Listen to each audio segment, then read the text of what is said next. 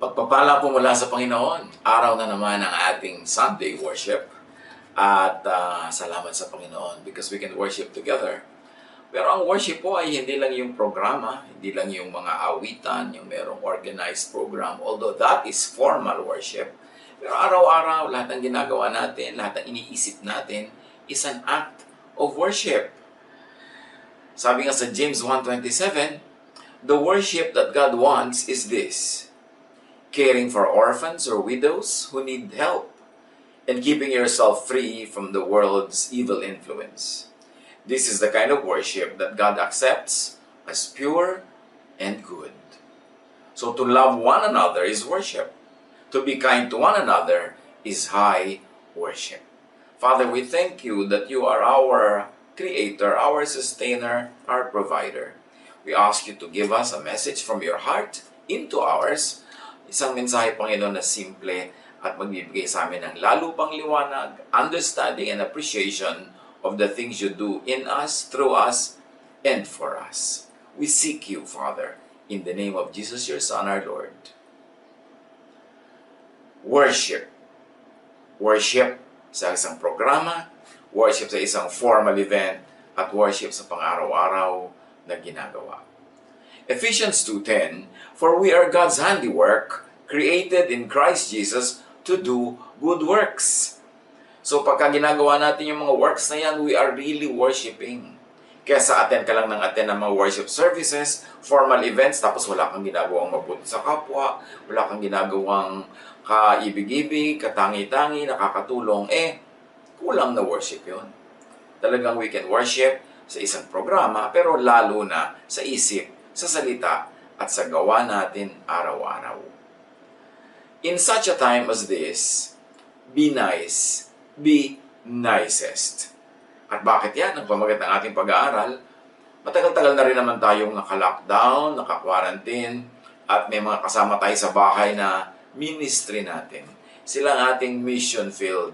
Bagamat marami rin namang hindi natin kasama, nararating natin through social media, through the phone, through other means. Pero ang mahalaga, sa ganito mga pagkakataon, yung worship natin sa Ama, daanin natin sa gawa, sa paggawa ng mabuti, sa kapwa. Sa New Testament, ang ibig sabihin ng righteousness is to do good to others, goodness, kindness to others. That's why righteousness saves, as good works saves. In a way, if you define good works as faith, because faith saves. But true faith obeys. True faith has fruits in works, because without works, faith is dead. So if faith saves, faith expressed in good works become the very, very tangible proof of faith. And therefore, sabi ni Jesus, come to me, all of you who are going to receive rewards, because I was in prison, you visited me, I was sick, you took care of me, etc. Sapagkat ang paggawa ng mabuti sa kapwa ay paggawa ng mabuti kay Jesus. At inaari yon na righteousness, act of faith, and therefore, sabi niya, receive your inheritance prepared for you since the foundation of the world. Mahirap ngang makatiyak kung sa pagsunod mo ng mga religious rituals, religious doctrines, nalulugod ang Diyos. Kasi iba-iba nga ang mga doktrina ng mga religion, iba-iba ang paraan, iba-iba ang mga ritual. Pero sa paggawa mo ng mabuti sa kapwa, yun ay siguradong nakakalugod sa Diyos. That is high religion. So sa atin ngayong pagsasama-sama sa lockdown, sa quarantine, how else can we worship God through good works towards each other? Be nice. Be nicest. And one of the way to be nice these days is to give money you can spare to someone who needs it. Maraming kinakapos, kulang sila ng hanap buhay, o walang hanap buhay, o very limited ang source of income. At kung meron tayong money to spare, meron tayong higit sa pangangailangan natin today and in the immediate time before us, it's good to worship God by giving to the needy. 1 Timothy 6:17-18, command those who are rich in this present world to do good, to be rich in good deeds, and to be generous and willing to share. Yan daw ang command those who are rich in this present world. At doon naman sa hindi not so rich, well, take it as a suggestion. Take it as an alternative thing you can do with the resources that are still available. Acts 20:35, we must help the weak. Remembering the word of the Lord Jesus Himself, it is more blessed to give than to receive. That person who needs our financial help could be in our own household. Maaari mga tauhan natin na kasama natin ngayon sa lockdown, kasama natin sa quarantine, pero may mga umaasa sa kanila, sa mga probinsya, sa malalayong bayan, ng mga kamag-anak nila. We can be more generous, and we can be giving, and we can even be advancing dahil sa mga pangangailangan ng napakaraming taong umaasa sa kanila. Pag mayroon tayong mga empleyado, 99% of the time, lahat ng gagastosin nila, lahat ng gagastosin ng mga dependents nila, asawa, anak, apo, kung sino man ang dependent, manggagaling lang sa ipinapasweldo natin, manggagaling lang sa binibigay natin.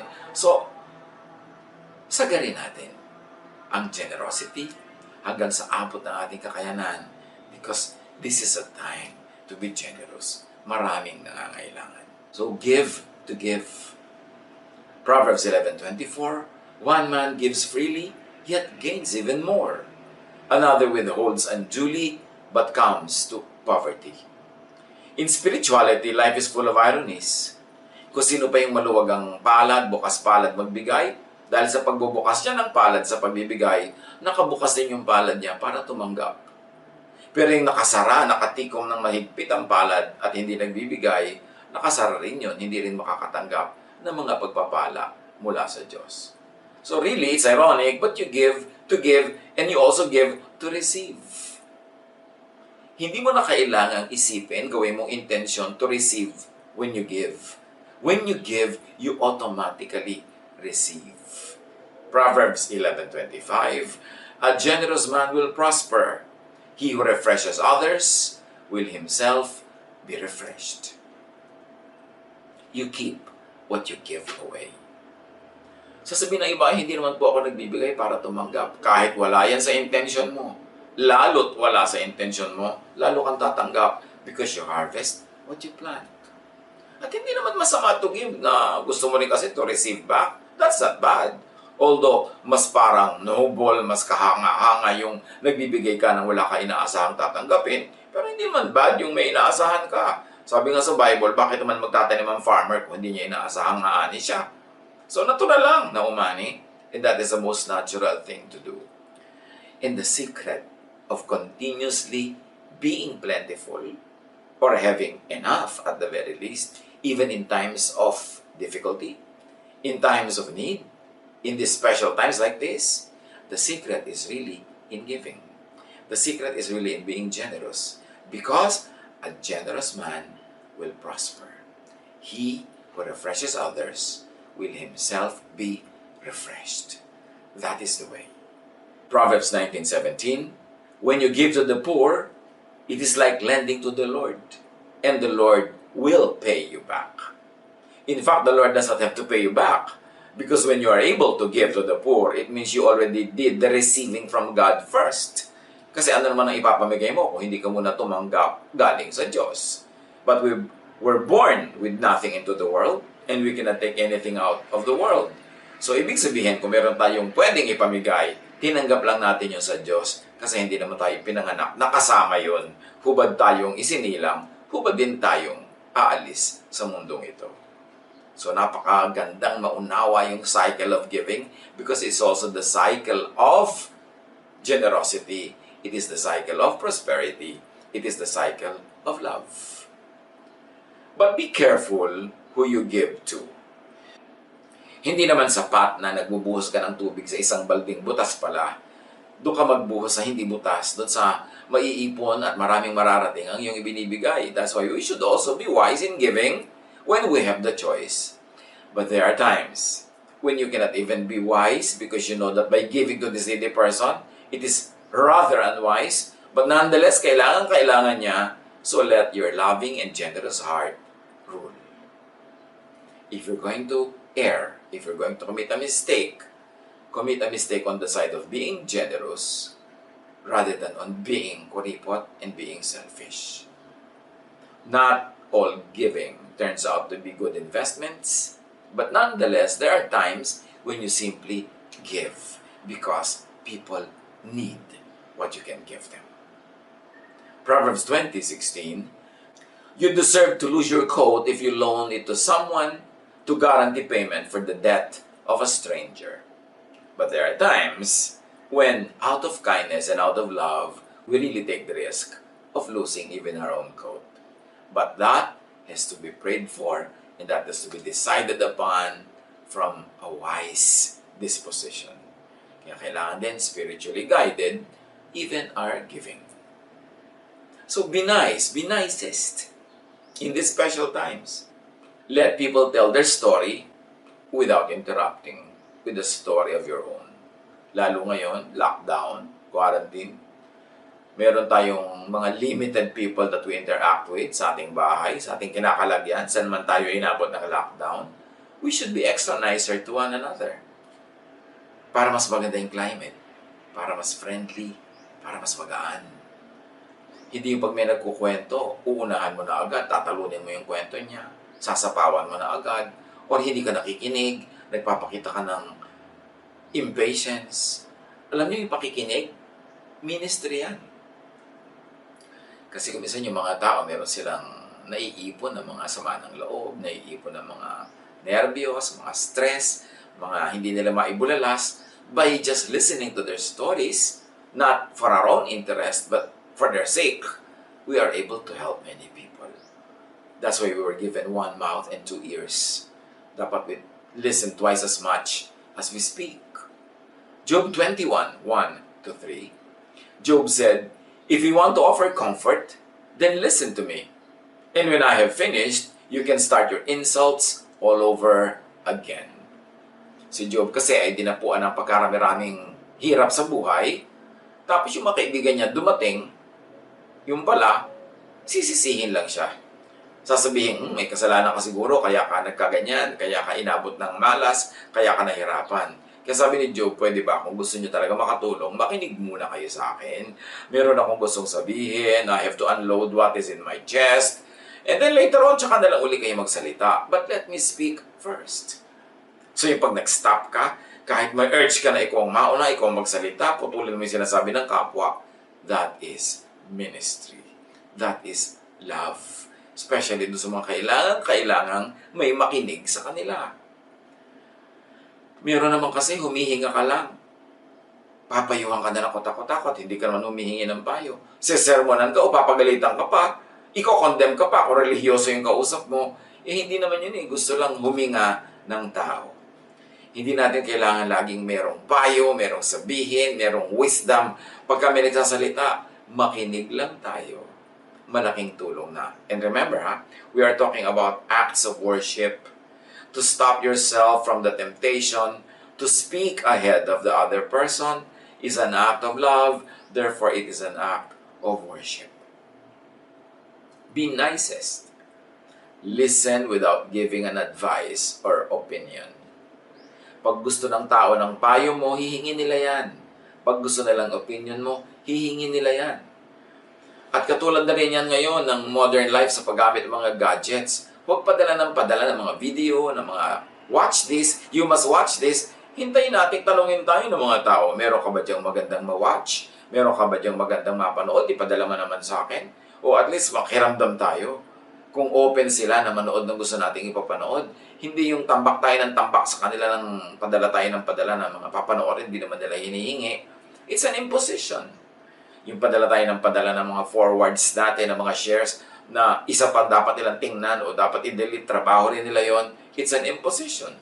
Makiramdam tayo sa kapwa kung kailangan nila, kung gusto nila ang ating payo, ang ating mga shares.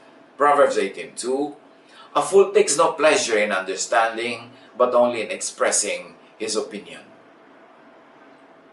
Pag daw hangal, ang kaligayahan ay yung lagi nalang ibisto niya kung anong laman ng kanyang utak. At mga kapatid, sa mga pinishare natin, pino-forward natin, actually binibisto natin sa kapwa kung anong laman ng ating utak.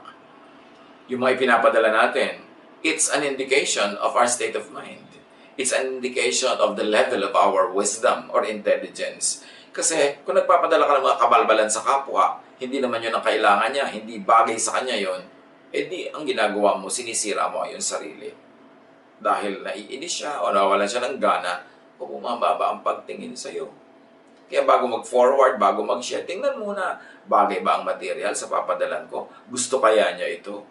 Ganun kasi kung gusto nating makiramdam sa kapwa at maging mabuti and sensitive to them. James 1:19, everyone should be quick to listen, slow to speak. Everyone should be quick to study, but slow to send shares and forwards at kung ano-ano pa. Manuri muna. Can you imagine how many shares and forwards and texts and messages ang natatanggap ng isang tao sa isang araw?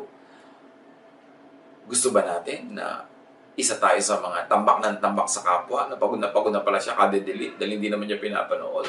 O pinanood niya, nalungkot lang siya? Kailangan ba talaga magpadala tayo ng mga nakakalungkot, nakakatakot, nakakanerbiyos? Hindi ba sapat?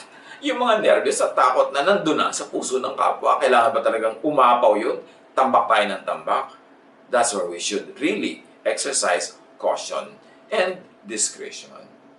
Job 6:26, here I am desperate, and you consider my words as worthless, as wind. Desperate na nga naman yung tao, nasisiraan na ng loob, nalulungkot na, hirap na, tapos binabaliw, wala mo pa yung sinasabi niya. Yung dadaing ang kapwa, alam mo, hirap na hirap ako. Tapos mo, wala kwenta yan, huwag mo yung indahin. Yung tinitrivialize natin, binabaliwala, minamaliit ang nararamdaman ng kapwa. Remember, ang nararamdaman ng kapwa ay laging valid, at least sa kanya. So kung takot siya sa ipis, huwag mo sabing, ipis lang, natatakot ka. Sa takot siya ikaw, ano naman takot mo? Takot mo sumakay sa aeroplano. Sasabihin naman iba sa'yo, aeroplano lang, natatakot ka. Yung pilot, lagi nakasakay dyan. Kanya-kanya tayo kasi na hinihilang buntot. Huwag mong babaliwalain o mamaliitin yung malaki sa iyong kapwa. Napakahalaga na maging sensitive, lalo sa mga ganitong panahon. So be nice, be nicest, mangumusta. And be really interested in the answer. Huwag ka mangungumusta tapos hindi ka pala interested sa sagot. Nung sinagot ka, iwas ka naman, iwas makinig kasi nabobore ka na. Proverbs 26:23, insincere talk that hides what you really are thinking is like a fine glaze on a cheap clay pot. So yung mga pakyut na salita, mga pa-nice, pa-kind, pero pang ibabaw lang pala, ang babaw lang, mahalata rin yun. Wala rin kwenta ang ganong mga bagay. At tayo naman, mga kinukumusta, makiramdam din kayo kung sincere yung nagtatanong. Malalaman mo naman kung talagang interesado sa sagot mo yung tao. Kaya bago ka naman sumagot ng pagkahaba-habang kwento, sasagot mo sa kumusta ka lang, kinuwento mo na lahat ng nararamdaman mo mula ulo hanggang paa, lahat ng gamot na iniinom mo sa mga iba't ibang oras, anong dosage, baka hindi naman talaga interesado yung nagtanong. Baka courtesy lang yung kumusta, so sabihin mo na lang mabuti, kaysa isa-isahin mo lahat, tapos hindi naman pala siya talaga interesado. So both yung nangungumusta at kinukumusta, magandang magpakiramdaman kung gaano talaga ang sidhi ng interes ng isa't isa sa inyong pinag-uusapan. At syempre, pag nangumusta, help as you are able. Alam naman, tanong ka ng tanong, pagkatapos hindi ka naman pala tutulong. Kaya mga iba ayaw mangumusta. Nagbibingi-bingihan, nagbubulag-bulagan. Kasi pag nangumusta sila, baka dumaing maobliga silang tumulong. So yung pangungumusta talaga, meron niyang willingness to help. At isa pa, kung ang isang tao ay may dinaramdam, may problema, ano ba may sakit, huwag tayong kumusta ng kumusta ng kumusta kasi pressure sa kanila na sumagot. At pag kinukumusta ka, lalo yung nagpe-pray para sa'yo, uy, pinagpe-pray kita, kumusta na? Yung pala, lumalala ang pakiramdam niya o may mga sakit pa siyang natitira o may bagong sakit na dumating, halos ayaw niya sabihin sa'yo kasi mafo-frustrate ka dahil ina-expect mo maganda yung balita kasi nag-pray ka So yan ding pangungumusta, dahan-dahan. Pressure din sa tinatanong, lalo't kung ayaw niyang sumagot. Pagka po merong may sakit, lalo ngayon, may mga nagkakasakit, huwag naman nating pressurein laging, kumusta, kumusta, kumusta, ano nalagay mo? Sabihin na lang natin, I'm praying for you, I prayed for you today, kasi yung mga ganong statement, hindi nangangailangan ng sagot.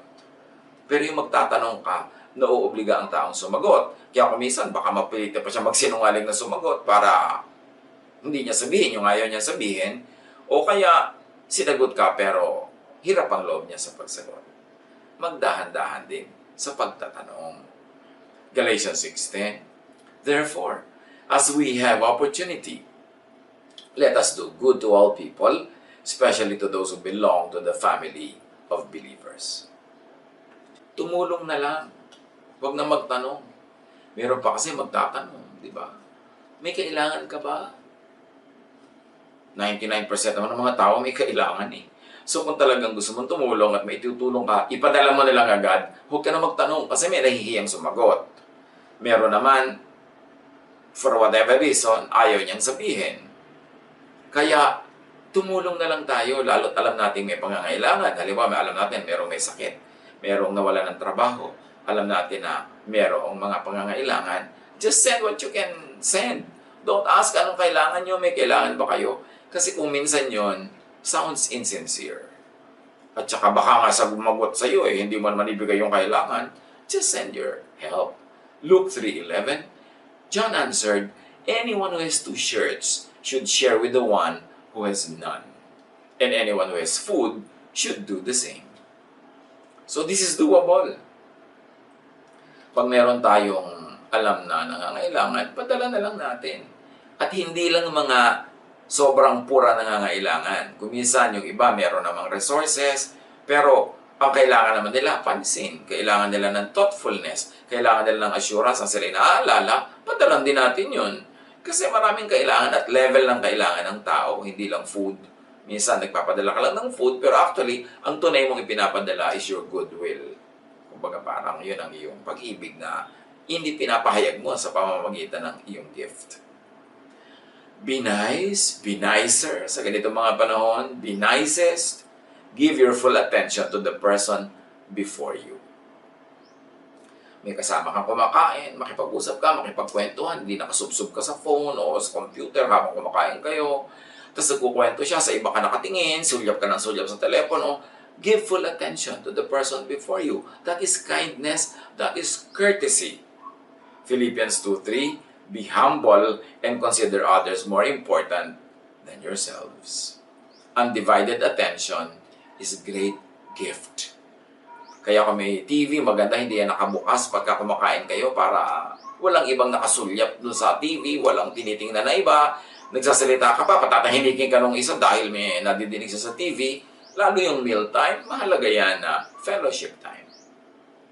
Sa ganito mga lockdown, mga quarantine time, be nicest. Accompany someone who needs company, even inside your same house. Kasi kung minsan, meron dyan, malalapit lang kayo, magkakadikit halos, pero malalayo pala yung loob, o may malayong iniisip, malayo ang concern, so dapat sensitive tayo na makikiramdam, samahan natin ang isa't isa. Donate your time, donate your presence to people. This is what you call ministry of presence. Minsan kasi, text ka ng text na napakamalayo, yung kasama mo lang pala sa bahay, hindi mo nakakausap. Accompany people. Genesis 2:18. The Lord God said, it is not good for the man to be alone. I will make a helper suitable for him. So be that helper. And that help is not only for practical work. Yung help emotionally, help spiritually, help people in many ways. And if you are not the one who needs company, consider the needy person. Kasi kung minsan, hindi natin kailangan ng kasama, pero itanong mo, kailangan ba niya ako? Minsan, hindi naman natin kailangan ng kausap, pero tanong mo, kailangan ba niya ng kausap? Hindi ka naman naiinip, pero naiinip ba siya? Nalulungkot ba siya? Para tayo makapag-minister to one another. And be nicest, express appreciation for what people do. Mga ginagawa, be eloquent, be articulate, be generous with praise and with thanks. Matthew 25:35 to 36. For I was hungry, and you gave me something to eat. I was thirsty, and you gave me something to drink. I was a stranger, and you invited me in. I needed clothes, and you clothed me. I was sick, and you looked after me. I was in prison, and you came to visit me. Kaya sabi ni Jesus, whatever you did for the least of these people, you did for me. Yan ang gawin natin sa isa't isa. Find someone who needs you. Find someone who needs your help, your company, your time, your attention. That would be a great act of worship. God bless us all.